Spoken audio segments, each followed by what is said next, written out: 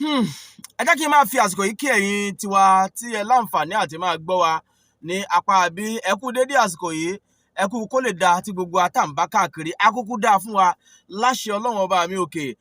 ẹ jẹ́ ká sọ̀rọ̀ nípa olóyè Sunday Adéyẹmọ tí gbogbo èèyàn mọ̀ sí Sunday Igboho Òòṣà eléyìí tó jẹ́ pé bá a ṣe ń sọ̀rọ̀ lọ́wọ́lọ́wọ́ yìí wọ́n sì ń bẹ ní orílẹ̀-èdè Republic of Benin. Gbogbo yín náà lẹ́kúkú mọ ipa takuntakun tí olóyè Sunday Igboho eléyìí tí wọ́n kó lórílẹ̀-èdè Nàìjíríà ní nǹkan bí ọdún bíi 2-3 sẹ́yìn lórí ọ̀rọ̀ àwọn Fúlàní darandaran òṣè Fúlàní darandaran pàápàá lápá òkè Ògùn lọ́hùn-ún tó jẹ́ pé olóyè Sunday Igboho tí wọ́n ń wọ̀nà àwọn Fúlàní darandaran ẹ má ṣe kọlu àwọn èèyàn wa nílẹ̀ Yorùbá àti bẹ́ẹ̀ bẹ́ẹ̀ lọ.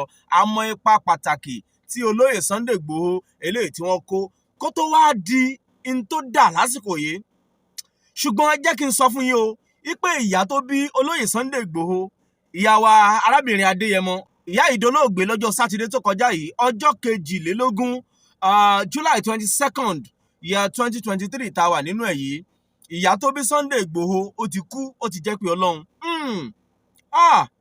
àwọn èèyàn wá ń béèrè wípé ìyá tó bí Sunday Igboho tó ti kú yìí báyìí ẹ gbọ́ bó o ní Sunday Igboho bó o lóye fẹ́ ṣe sí kò sẹ́ni tí ò ní kú náà o kò sẹ́ni tó kó bàbá rẹ̀ ò ní dìgbòrò. Sunday Igboho tá à ń sọ yìí náà around 50 ni kì í ṣọmọdé ìyá rẹ̀ àsìkò ìyá rẹ̀ ló tó ní ìyá rẹ̀ ló ṣe dágbére fáyé.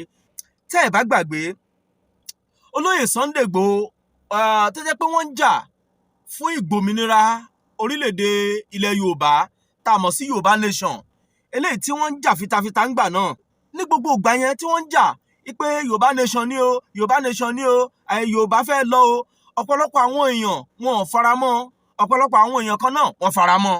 Ṣé mọ̀ wípé ká pé ìlú dá ìlú sún ọ ní àwọn kan ò ní máa jà fún wípé àwọn fẹ́ dá dúró àwọn kan lápá apá ilẹ̀ ẹ̀yà Ìgbò àwọn náà wọ́n ń pariwo pé àwọn fẹ́ dá dúró ṣùgbọ́n síbẹ̀síbẹ̀ a máa bẹ lọ fún orílẹ̀-èdè Nàìjíríà kí Nàìjíríà kó bá lè tú ọ̀dà jù báyìí lọ ni.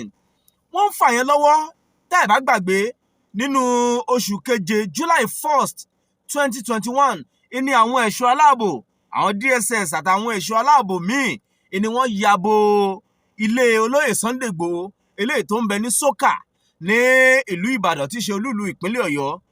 Èèyàn bíi 2 ló gbẹ̀mí mì níbi ìkọlù yẹn tó sì jẹ́ pé wọ́n fọwọ́ ṣìkún òfin mú èèyàn bíi 12 tí wọ́n jẹ́ èèyàn Sunday Igboho. Wọ́n rí olóyè Sunday Igboho mú o nígbà náà. Wọ́n ní wọ́n rí oríṣiríṣi ìbọn ayìnmásinmi bọ̀rọ̀ tá a mọ̀ sí AK-47. Wọ́n ní wọ́n rí àwọn ohun ìjà olóró míì ọta àbọn àdá nǹkan àti oògùn abẹ́nugọ̀ngọ̀. Wọ́n ní wọ́n rí ní ilé Sunday Igboho ìyẹn ní July 1st 2021 nígbà náà nígbà tí wọ́n rèdí ilé olóyè Sunday Igboho. Ìgbà yẹn ni ó ti dàbí pé olóyè Sunday Igboho ló ti fara sóko pé níbo wá ni bàbá yìí wà. Nígbà tá a máa gbọ́ nígbà tó di July 19 gangan ènìyàn akàndédé gbọ́ pé àwọn ọlọ́pàá Interpol wọ́n ti fọwọ́ ṣìkún òfin mú Sunday Igboho ní Republic of Benin. Àwọn èèyàn kan tiẹ̀ kọ́kọ́ ń ṣèmọ̀kẹ́ báwo ló ṣe dé Benin tí wọ́n dẹ̀ sọ pé wọ́n ti ń wá lórílẹ̀‐èdè Nàìjíríà torí pé wọ́n kéde pé wọ́n ń wá Sunday Igboho ní Nàìjíríà nígbà náà. Pọ́rọ́ ìní olóyè Sunday Igboho ló ta dé orílẹ̀‐èdè Republic of Benin ní ìlú Kútọ́nù gangan. July 19 yẹn la bá gbọ́ lálẹ́ Monday báyìí ni la gbọ́ pé àwọn ọlọ́pàá ilẹ̀ Benin ní airport ìyẹn pápákọ̀ òfurufú tó ń bẹ ní ìlú Benin pé wọ́n ti mú olóyè Sunday Igboho torí pé àwọn ẹ̀ṣọ́ aláàbò orílẹ̀-èdè Nàìjíríà wọ́n ti send orúkọ àti picture olóyè Sunday Igboho sí gbogbo airport torí àìṣémọ̀ wọ́n lè fẹ́ tàtàpòrò lọ sí orílẹ̀-èdè míì. Tẹ́ ẹ̀ bá dẹ̀ gbàgbé bí olóyè Sunday Igboho ṣe jẹ́ ọmọ orílẹ̀-èdè Nàìjíríà náà ni ó jẹ́ ọmọ orílẹ̀-èdè Germany torí pé ìyàwó rẹ̀ ìyẹn rọ́pò ọmọ Germany lòun náà ń gbé àtàwọn ọmọ wọn bíi mélòó kan náà tó ń bẹ ní orílẹ̀-èdè Germany. Ìyàwó Sunday Igboho náà gbìyànjú láti wá mú ọkọ ẹ̀ lọ sí orílẹ̀-èdè Germany ńgbà náà kó tó di pé ọwọ́ bà wọ́n ní pápákọ̀ òfurufú eléyìí tó ń bẹ ní ìlú Kútọ́nù gangan ní orílẹ̀-èdè Republic of Benin. Ariwo táǹgbà yẹn bí ọlọ́pàá ìlú Kútọ́nù bí wọ́n ṣe fọwọ́ ṣìkún òfin mú Sunday Igboho wọ́n gbé wọn sáhàámọ́ ní ìlú Benin ní Republic of Benin ní ìlú Kútọ́nù. Ṣé rí ìjọba orílẹ̀-èdè Nàìjíríà lábẹ́ aláṣẹ Buhari ńgbà yẹn ó gbìyànjú láti gbé olóyè Sunday Igboho wá sílé, bóyá láti wá fìyà tó tọ́ àti eléyìí tó yẹ jẹ wọ́n ni o, a lè sọ. Ṣùgbọ́n wọ́n gbìyànjú, a mọ̀ pé Nigerian government gbìyànjú ńgbà yẹn láti gbé olóyè Sunday Igboho padà wá sí orílẹ̀-èdè Nàìjíríà. Ṣùgbọ́n tá a bá sọ ọ̀bẹ sókè ní gbagba ebi pẹlẹbẹ ẹni fi lélẹ̀ ẹni gbogbo ọ̀rọ̀ náà nígbà náà wọ́n rí olóyè Sunday Igboho gbé wá. Àwọn ìjọba ti Benin bóyá wọn náà rìlíìsì ẹ ní o, bóyá ọ̀rọ̀ òṣèlú kan bẹ́ẹ̀ ní o, àwọn ò mọ̀, àwọn ò lè sọ. Ṣùgbọ́n ń tá a rí kà ń tá a rí gbọ́ náà ẹni à ń sọ. Sunday Igboho ò lè lọ sí Germany mọ́, ó ń bẹ ní ọ̀dọ̀ wọn ní orílẹ̀-èdè Republic of Benin. Nígbà tó yá lọ tó yá bọ̀, àwọn tí wọ́n jẹ́ agbẹjọ́rò Sunday Igboho, pàápàá ọ̀kan pàtàkì lára agbẹjọ́rò Sunday Igboho, alàgbà Yomi Aliu àti àwọn míì wọ́n jà fitafita. Wọ́n gbé ẹjọ́ yẹn lọ sílé ẹjọ́ wípé àwọn ẹ̀ṣọ́ aláàbò wọ́n lọ ṣe ìkọlù sí ilé olóyè Sunday Igboho ní Sókà ní orílẹ̀-èdè Nàìjíríà nílùú Ìbàdàn. Wọ́n ní wọ́n tẹ ẹ̀tọ́ ọmọnìyàn ẹ̀ lójúmọ́lẹ̀ àti pé Sunday Igboho náà ti sọ pé gbogbo ń dáná rí nílé òun gbà náà o, òun kọ́ lòun ní gbogbo ẹ̀. Ta ló wá ní? Àwọn ò lè sọ nǹkan kan pa yẹn, ìjọba náà ló mọ̀ jù wá lọ. Ó wá ń lọ bó ṣe ń lọ, wọ́n gbẹ́jọ́ yẹn lọ sí ilé ẹjọ́. Nígbà tó di inú oṣù kẹsàn-án September 16 gangan, ilé ẹjọ́ dájọ́ wípé kí ìjọba orílẹ̀-èdè Nàìjíríà tí wọ́n san owó tó tó 20 billion naira fún Sunday Igboho, wípé wọ́n tẹ ẹ̀tọ́ ọmọnìyàn ẹ̀ lójúmọ́lẹ̀, wípé wọ́n gbé ìgbésẹ̀ tí ò yẹ kí wọ́n gbé lórí bí wọ́n ṣe ìkọlù sí ilé àtàwọn nǹkan míì eléyìí tó jẹ́ pé ó sọ̀ráǹdì ìdájọ́ yẹn.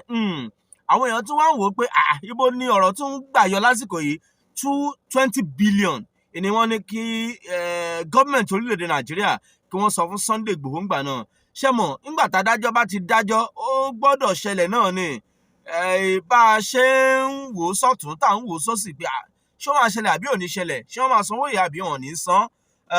Ìgbà tó di inú oṣù kẹjọ ọdún tó kọjá August 2022 ní ilé ẹjọ́ Kòtẹ́milọ́rùn Court of Appeal ni wọ́n set aside ìdájọ́ yẹn. Ǹjẹ́ gbọ́, wọ́n set aside ìdájọ́ yẹn, ìyẹn ìdájọ́ oní 20 billion ṣe 20 billion. Ṣùgbọ́n síbẹ̀síbẹ̀ àtúnṣe máa ń rí àwọn fọ́nrán kan tí olóyè Sunday Igboho máa fi ń sọ pé ìjọba Nàìjíríà sì jẹ mí lówó, wọn láti sanwó mi. Àti hùn àti bá a ṣe wáyé páàrí náà là máa kúkú rí. Lára àwọn agbẹjọ́rò Sunday Igboho pàápàá alàgbà Yomi Aliu wọ́n fi díẹ̀ múlẹ̀ láìpẹ́ yìí pé gbogbo ìgbésẹ̀ làwọn ń gbé kí olóyè Sunday Igboho kó lè padà wá sí orílẹ̀-èdè Nàìjíríà, torí pé ìlú bàbá ọmọ ò gbọ́dọ̀ máa bọ́mọ lẹ́rù. Ọmọ bíbí orílẹ̀-èdè Nàìjíríà ní Sunday Igboho. Wọ́n ní níwọ̀n ìgbà tó yẹ pé bó bá padà dé kò tún ní máa campaign pé Yorùbá fẹ́ dá dúró nǹkan kan àti bẹ́ẹ̀ bẹ́ẹ̀ lọ. Wọ́n ló lẹ́tọ̀ọ́ láti padà wá sí orílẹ̀-èdè Nàìjíríà. Ṣùgbọ́n wọ́n ti ń sọ̀rọ̀ yẹn náà ti pẹ́. Àmọ́ fọ́nrán tí Sunday Igboho náà ti ṣe mò ń bọ̀ ńlé ṣùgbọ́n wọn ò tí ì wálé látìgbà náà. Kí ló dé tí Sunday Igboho ò tí ì wálé látìgbà yẹn tá a ti ń gbọ́ mò ń bọ̀ ńlé. Alàgbà Yomi Aliu tí wọ́n jẹ́ agbẹjọ́rò Sunday Igboho náà sọ láìpẹ́ ìtaàríkà nínú àwọn ìwé ìròyìn. Àwọn ń gbé ìgbésẹ̀ o lórí àti bá lè gbé olóyè Sunday Igboho wá padà sí orílẹ̀-èdè Nàìjíríà, torí pé ilé bàbá ọmọ ò gbọ́dọ̀ bọ́mọ lẹ́rù. Ṣùgbọ́n látìgbà yẹn náà àti rí kí olóyè Sunday Igboho kí wọ́n padà wá sí orílẹ̀-èdè Nàìjíríà. Ó dà náà ìyẹn ni à ń dúró dè lọ́wọ́ wípé kí Sunday Igboho kó padà wá sí orílẹ̀-èdè Nàìjíríà kó tó di pé a gbọ́ ikú ìyá rẹ̀ ní ọjọ́ Sátidé tó kọjá yìí, ìyẹn July 22nd 2023. Ó dà náà kí ló wá fẹ́ ṣẹlẹ̀? Ṣé Sunday Igboho ò ní sí níbi tí wọ́n ti máa ṣe ètò ìsìnkú ìyá ẹ̀ ni? Ìyá ẹ̀ ti kú kò sí ń bẹ́ẹ̀, bó ló ṣe fẹ́ jẹ́ kí ni tó fẹ́ ṣẹlẹ̀? Ṣùgbọ́n ìwòye tiwa àti àmọ̀ràn tiwa ni pé gbogbo ẹ̀yin tí ẹ jẹ́ olólùfẹ́ Sunday Igboho, gbogbo ẹ̀yin tí ẹ jẹ́ agbẹjọ́rò Sunday Igboho pàápàá alàgbà Yomi Aliu, àwọn ò bá rọ̀ yín, àwọn ò bá gbà yín nímọ̀ràn wípé kẹ́ ẹ dákun, kẹ́ ẹ mọ bẹ́ẹ̀ ṣe máa súnmọ́ bàbá wa tí ṣe aláṣẹ orílẹ̀-èdè Nàìjíríà Aṣíwájú Bọ́lá Ahmed Tinubu. Ntẹ́ ẹ fẹ́ bi wọ́n léèrè kò lé o. Yorùbá ní Bọ́lá Ahmed Tinubu, Yorùbá ní Sunday Igboho. wọ́n ní ọmọ ẹni ò ní ṣèdí bẹ̀bẹ̀rẹ̀ ká fi ilẹ̀kẹ̀ sídìí ọmọ ẹlòmíì o, báwọn Yorùbá ṣe ń sọ nìyẹn o, torí pé ó ń bọ̀ àwọn làádẹ́ẹ̀dẹ́. Ìmọ̀ràn tiwa ni pé ẹ mọ bẹ́ẹ̀ ṣe máa rí president Bọ́lá Ahmed Tinubu. Bó bá jẹ́ pé ó jọmọ́rọ̀ ẹ̀bẹ̀ ká rọ̀ wọ́n ká bẹ̀ wọ́n ní tọ́rọ̀ bá kọ òkè tó kọlẹ̀ ó níbi tá a gbé e sí o. Ìdí tá a fi sọ bẹ́ẹ̀ ni pé ṣé ẹ mọ̀ pé irú nǹkan tó ń jà fún yìí náà ni àwọn èèyàn wa ní ilẹ̀ Ìgbò, àwọn hip-hop, irú ẹ̀ náà ni wọ́n ń jà fún. Nnamdi Kanu ó dẹ̀ ń bẹ nínú àhámọ́ lórílẹ̀‐èdè Nàìjíríà látọdún yìí. A dẹ̀rò pé àti rí ẹni green light pé wọ́n ti ṣetán láti dá a lẹ̀ báyìí. Ṣé ẹ dẹ̀ mọ̀ pé bí Sunday Igboho bá tún wá dé, ó ṣáà ti yé yín, tó bá jẹ́ pé òun nìkan ni wọ́n á filẹ̀ tó ń rìn káàkiri tí ò dẹ̀ sí statement kan àbí ọ̀kan tó ti gba wájú àbí ọ̀rọ̀ kan ni wọ́n ti gbé jáde nílé ẹjọ́ pé òkè kò mẹsẹ̀ mọ́, gbogbo ẹ̀ ti kún mú bí ìdodo ẹ̀fọn, ó ṣáà ti yé yín. Ẹ̀yin tẹ́ ẹ mọ̀ nípa òfin ó ti yé yín dáadáa. Ṣé wàhálà ò tún ní bẹ́ẹ̀lẹ̀? Ṣé wọn ò ní máa rí bíi pé wọ́n ń gbèsè ìran kan jùran kan lọ? Lóòótọ́ ń tilẹ̀ ń tọ́ lọ, a mọ̀ pé kinní ọ̀hún ó yàtọ̀ ọ̀tọ̀ síra wọn. Torí pé bí àwọn ọmọ ìyá wa ẹ̀yà Ìgbò bí wọ́n ṣe gbé ó le kókókó, ó kọjá bẹ́ẹ̀ ju ti Olóyè Sunday Igboho lọ. A mọ̀ pé in tó fa tolóyè Sunday Igboho ju ti àwọn Fúlàní darandaran tí wọ́n fi ẹ̀sùn kàn ń pé wọ́n ń kọlu àwọn èèyàn wa lóko nílẹ̀ Yorùbá. Òun ló bí ọ̀rọ̀ Yorùbá nation eléyìí tí Sunday Igboho tó gbé lórí ńgbà náà, gbogbo wa náà la kúkú mọ̀. Wọ́n ní ẹkún ló ń bákun wá. Àwọn ò bá rọ̀ yín kẹ́ ẹ try láti rí President Bọ́lá Ahmed Tinubu. Bàbá wa ni wọ́n lágbòye púpọ̀. Bọ́lá Ahmed Tinubu táwa mọ̀ kò ń ṣọ̀dájú, torí pé aṣíwájú Bọ́lá Ahmed Tinubu tá a ti mọ̀ tipẹ́tipẹ́ kì í ṣe ẹni tó jẹ́ pé ó máa wo gogo mọ́ nǹkan títí tí ò ní fẹ́ jù ú lẹ̀ bọ̀rọ̀. Èmi ní ìgbàgbọ́ pé ọ̀rọ̀ ti Nnamdi Kanu náà wọ́n á padà yanjú ẹ̀ náà ni. Níwọ̀n ìgbà tí àwọn leaders bá ti gbà pé àwọn ò ní ṣe tí ìjọba ò fẹ́. Ṣó ti yẹ yín, kí ni ìjọba ò fẹ́ náà ni pé kẹ́nìkan máa sọ pé orílẹ̀-èdè kan ń lọ. Kí ló dé tí àwọn èèyàn fi ń sọ pé orílẹ̀-èdè kan fẹ́ ìlú kan fẹ́ ya kúrò lórílẹ̀-èdè? Torí pé wọn ò rí nǹkan tó ń fẹ́ ni. Ẹ wo ohun tó orílẹ̀-èdè Nàìjíríà dá lásìkò yìí. Ṣé bó ṣe kó rí ló ṣe ń rí yìí? Kò tẹ́ ọ̀pọ̀lọpọ̀ wa lọ́rùn, ṣùgbọ́n ọ̀pọ̀lọpọ̀ àwa tó jẹ́ pé àwò pé òkè Bọ́lá Ahmed Tinubu ti débẹ̀ gẹ́gẹ́ bí aláṣẹ, ó ti di aláṣẹ gbogbo wa náà nìyẹn. Ẹ jẹ́ ká fún lásìkò díẹ̀, ká tiẹ̀ kọ́kọ́ fún aṣáájú Bọ́lá Ahmed Tinubu ní 6 months, oṣù 6, ká wo ohun tó fẹ́ gbé ṣe. Epo ló ti di bíi 600 naira yìí. Palliative là ń retí láti rí yìí over a month. Ọ̀pọ̀lọpọ̀ àwọn èèyàn ni wọ́n ti wà nínú làásìgbò tí wọ́n fi bẹ́ẹ̀ rówó jẹun, gbogbo ẹ̀ orí bákan. Palliative tá à ń retí ò tí ì dé, gbogbo ẹ̀. Well, ẹ jẹ́ mú mọ́ra, ẹ jẹ́ ká wo ohun tí wọ́n fẹ́ ṣe ní 6 months yìí. Oṣù 6 àkọ́kọ́ yìí ká kọ́ fún Bọ́lá Ahmed Tinubu, ká wo ohun tó fẹ́ ṣe, ká má jà, ká má bínú, torí Ọlọ́run. Ẹ jẹ́ fún lóṣù 6 àkọ́kọ́ yìí. Oṣù 6 àkọ́kọ́ bá wá lọ, tá a rẹ̀ jà, tá a romira, gbogbo ibi tá a bá wá fẹ́ sọ̀rọ̀ sí ńgbà náà, a mọ̀ ohun tí a tún gbé kinní ọ̀hún gbà o.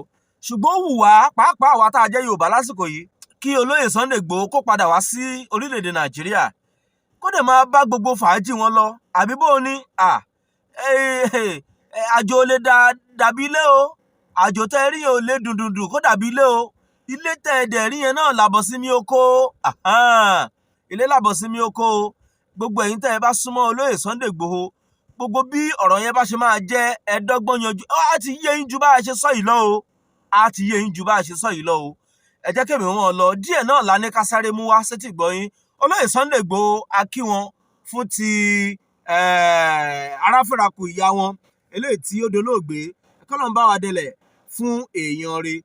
Ẹ wo lórí ìkànnì díẹ̀ náà la ní ká sáré mú wá fún yín, ẹ̀lẹ́bẹ̀ wọn ẹ kú kalẹ̀.